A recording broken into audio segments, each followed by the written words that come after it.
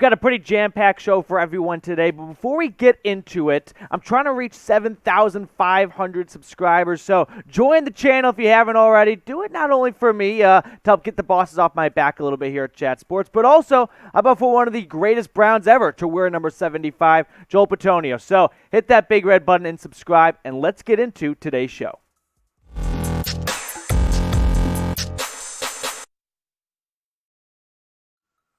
You are watching the Cleveland Browns Report by Chat Sports, and boy, do we have a ton of ground to cover. Woke up this morning, thought it'd be kind of a lightish show. Then Mel Kiper comes out with the mock draft, and okay, that's fine. But then we get to the big kahuna, Baker Mayfield's podcast, or him joining the podcast, finally dropped. So at the end of the show, just like the end of the podcast, we'll give you a full reaction / takeaways. And then in between all that, how about a casual Deebo Samuel trade? Because what's one more big Browns rumors nugget to add on to today's plate? But first, we'll take a look at Mel Kiper's latest mock draft. It's mock draft season. I mean, we are 2.5 weeks away until Roger Goodell, reads the first name out of the envelope. We'll see who the Jags pick. Now, before we look at who he has the Browns selecting with that number 44 overall pick, I'm going to just look at the first top 10 picks, kind of set the stage a little bit here and see what Mel's thinking. We're not going to do much analysis of this, but I thought it was interesting. I just love talking about mock drafts, whether it's for the Browns or not. He had Sauce Gardner go second overall. So Lions go corner, twice in 3 years now? Malik Willis at 6 to the Panthers. That is a little bit newsworthy for the Browns because that does not really bode well for a Baker to Carolina trade. Some other interesting names right there. Garrett Wilson, the guy we used to talk about a long time. We gassed him up so much, he's at 8 now to Atlanta. But with the Browns' 44th overall pick in round number 2, Mel Kiper has Cleveland selecting Travis Jones, the defensive tackle out of Connecticut. Now, Jones is more of your typical nose tackle, run stopper, right? He's going to be that clog up in the middle of the defense here. He measured in at 6'5", 333 pounds at the NFL Combine. And my thought was this. The Browns have put a lot of investment in their offense in free agency. From the Amari Cooper and Deshaun Watson trade, maybe they balance it in defense by attacking that side of the football in the draft, right? A little bit of all right, we scratch the back of the offense with our paycheck and free agency. Let's help the defense with our draft capital in the NFL draft. And I like the idea of drafting Jones-ish. I mean, when you look at what he did this past season for UConn, 7.5 tackles for loss, 4.5 sacks. Listen, Travis Jones is not someone where you look at the stats and go, oh, that's the type of player he is. No, you look at his height and weight and go, that's a 6'5", 330-pound nose tackle that's going to eat up a center and a guard just about every play and free up a linebacker to get into the backfield or to clog up the gaps and bring that opposing run game to a grinding halt. Now, what position do you think the Browns should draft first? Because if you noticed, Kiper didn't have them go with the wide receiver. And honestly, that might be my nickname at this point because I've talked a ton about wide receivers for Browns mock drafts when it was in round 1, when they had the 13th overall pick, or now in round 2. So here were some round 2 picks that Kiper had. Notice that all these picks were after the Browns at 44. In fact, Kiper didn't have any wide receivers go before Travis Jones at 44 in round number 2. So Cleveland could have had George Pickens or Sky Moore, John Mechie, Alec Pierce, Jalen Tolbert. I don't think all these guys end up actually going in round 2. Pierce and Tolbert have kind of cooled off a little bit, so I think they may be more round 3 targets. Maybe Cleveland gets one of them there. Mechie is kind of teetering between round 2 and round 3. Personally, I still lean going wide receiver at number 2. The reason being is just it's obvious that the NFL is valuing wide receivers more than defensive tackles. And if you think that, well, look at Aaron Donald, right? The Rams just won a Super Bowl because of him. Yeah, not every draft class has an Aaron Donald. Okay, you just can't go into it going, let's go get this year's Aaron Donald, and that's going to change the defense. No, look at where the big money's going to. After quarterbacks, it's wide receivers. And we'll talk more about that in just a second. But I've got an honest question here for everyone watching. Do you want more mock drafts right? 2.5 weeks away. Are you looking to get a mock draft like almost every day at this point because you just want to see different ideas and different scenarios that could play out? Give me a Y for yes or an N for no. Coming up on today's show as well, we're going to talk about a potential Deebo Samuel trade. The 49ers have been not shopping Deebo, but they haven't been giving him the money he's looking for. So we'll talk about that more in just a moment. But before we wrap up our entire draft segment of today's show, make sure you are following and subscribing to the Chat Sports Mothership at youtube.com/chatsportstv to get the best NFL draft coverage. We will be live all 3 days of the draft, all 7 rounds. And you know what? We're not going to be having pumpkin pie like Mel Kiper on the set. We'll be taking shots of Fireball. We'll be cracking beers with you guys. We're going to have fun. So make sure you are following us over at Chat Sports by subscribing, youtube.com/chatsportstv. Deebo Samuel time. There have been trade rumors surrounding Deebo for a little bit now, and they've picked up some steam as of late. Now, we can kind of grind this to almost a halt, sort of, because what can the Browns offer, right? They don't have a ton of draft capital. They just gave a lot of it away to Houston. Now, Samuel this year is about to make a little under $4-ish million, and he's reportedly looking for somewhere between $25 to $30 million. The Browns' cap space in 2023, when maybe an extension would happen, is $17.5 million. So the Browns could pay Deebo Samuel the $4 million this year that's on his contract. The extension next year, well, if he wants 25, they got to clear some room because they've only got 17. And they've got some guys who are taking up a good amount of draft cap, a good amount of cap room. Deshaun Watson, as of right now, nearly a $55 million cap hit for 2023. Now, I understand that the cap is fake. You can move numbers around. You can put it into a signing bonus.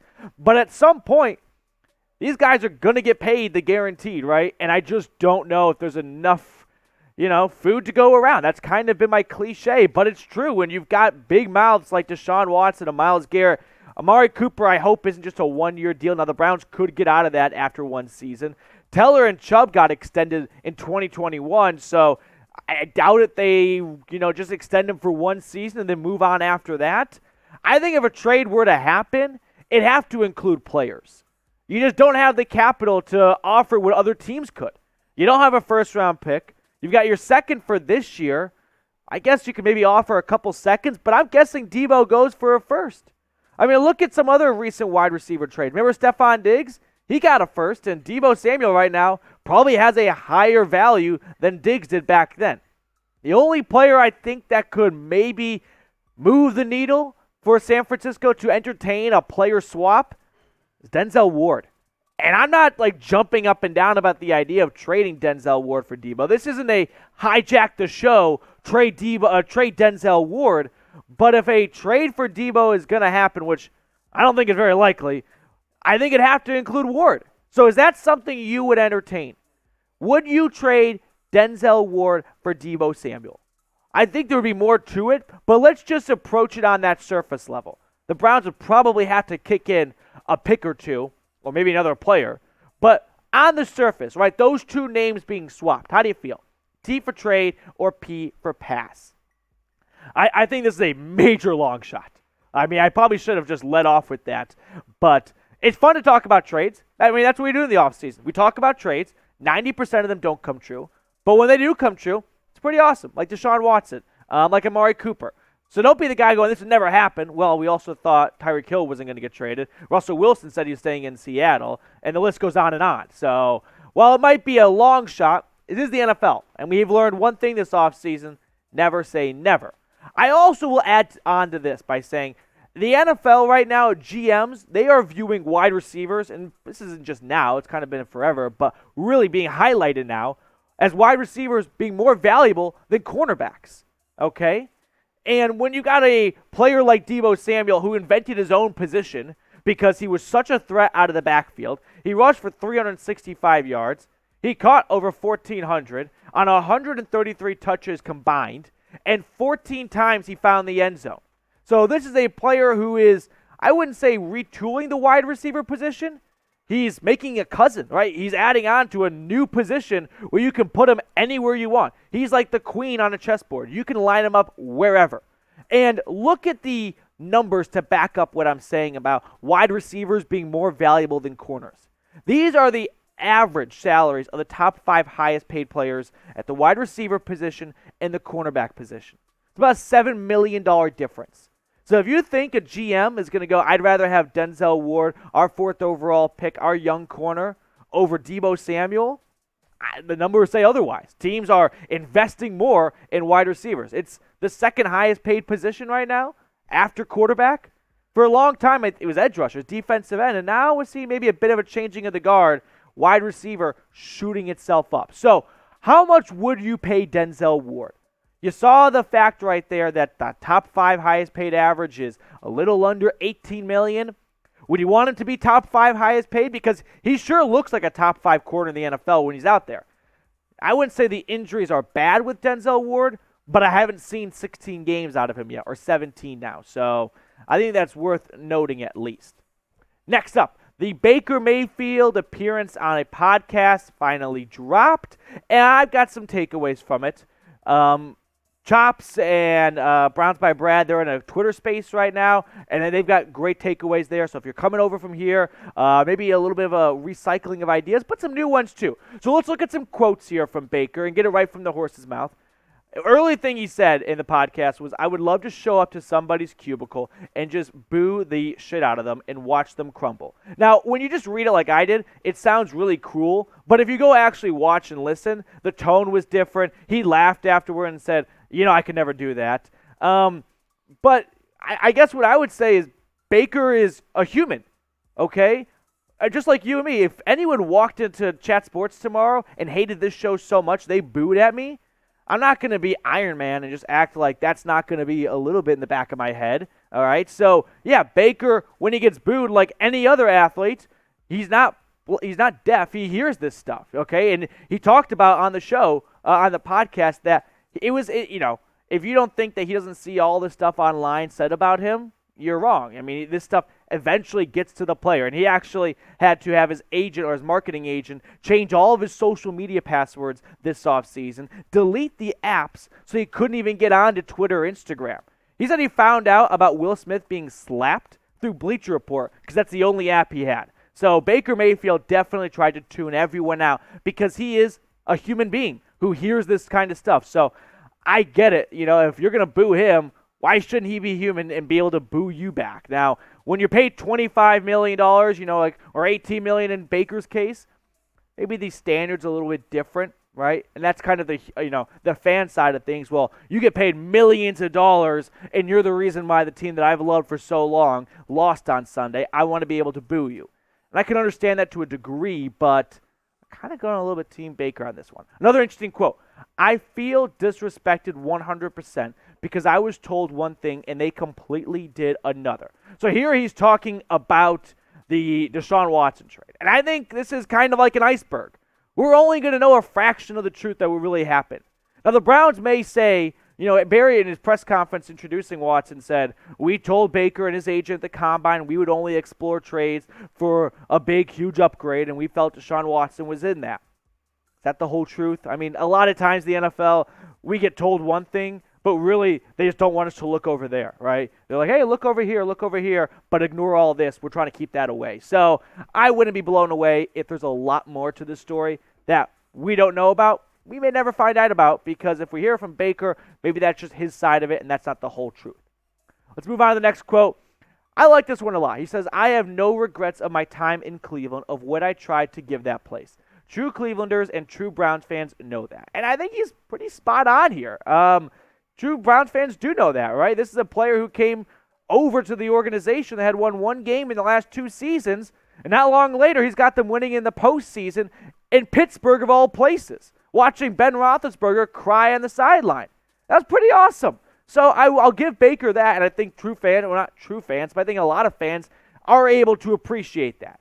Now, did Baker limit the Browns this past season with a loaded roster from meeting their expectations? Yeah, I mean, he was hurt, and he owned up to that. He said, I got to a point basically where I wasn't able to, physically keep up, and it hindered my play, and it got to me mentally. Another interesting thing that came out of this podcast, because it was full of just nuggets. Now, I will say also, I kind of expected a lot of this, but Jake Trotter tweeting out, Baker is asked where he thinks he's going to play next. This was the end of the show. This would have been a week and a half ago. I would have said Indianapolis. He then says Seattle is probably the most likely option. Even then, no idea. I'm ready for the next chapter. And I think he's pretty honest right here because his guess, I wouldn't say is as good as mine. At least he has an agent to talk to. But right now he's in limbo. And Ian Rappaport, after seeing this, came on Pat McAfee's show and said there's going to be a Baker trade, he thinks, on NFL draft week. It's a week away. I've long said that I only see Baker after the last couple, stalemates of no bites, no nibbles at Baker. I thought it could happen during the draft if a team didn't get the quarterback they were eyeing, or in training camp if someone were to get hurt over the summer at some point. So another takeaway I just want to say from this, one, Baker talked a lot about the locker room. And he never was specific on the Browns locker room, but he did say there are guys who play in the NFL for paychecks, to get to their fourth year, to get that contract, to get the insurance and whatnot, and all the great things, the benefits the NFL gives you after you played in the league so long. And he kind of beat around the bush, or made you kind of read between the lines. But I thought he was talking about some of the players in the Browns locker room. He felt we're not out there to win, but we're out there because of their God-given talent and ability to play football at a high level and take the money and support their family for future generations. And there's no shame in that, right? If that's what you want to do, fans, we want to see wins because it's not like we get the money. But if players are like, I'm really good at this, but I have hit my ceiling in terms of I'm not going above the NFL, there's not a super NFL league, yeah, I'll just play for the contract. Highlight for me, though, it was the dog. If you watched it on YouTube like I did, there was this beautiful Australian Shepherd. In fact, Marsh, can we get the picture of the dog? We'll get a picture on screen for everyone. There was and he was doing that stretch where it lays on his back. All right, here it is. All right, let's put it on screen. Yeah, that was the highlight for me. Baker was there, and the two podcasters who they were fine. But the dog in the background just stretching, having no idea. It was on the biggest podcast that all Browns fans were going to listen to and watch for, for a very long time. And there's this beautiful Australian Shepherd in the background just having big stretchy. So let's end the show on a good note here. What's your dog's name? My beautiful puppy, Cruz. Cruzy La Cruz, Princess Cruz we call her. You can tell who made up that name. But let me know what your dog is named down below in the comments section. That's going to do it for us here on today's show. We'll catch up with you later with more Browns news and rumors.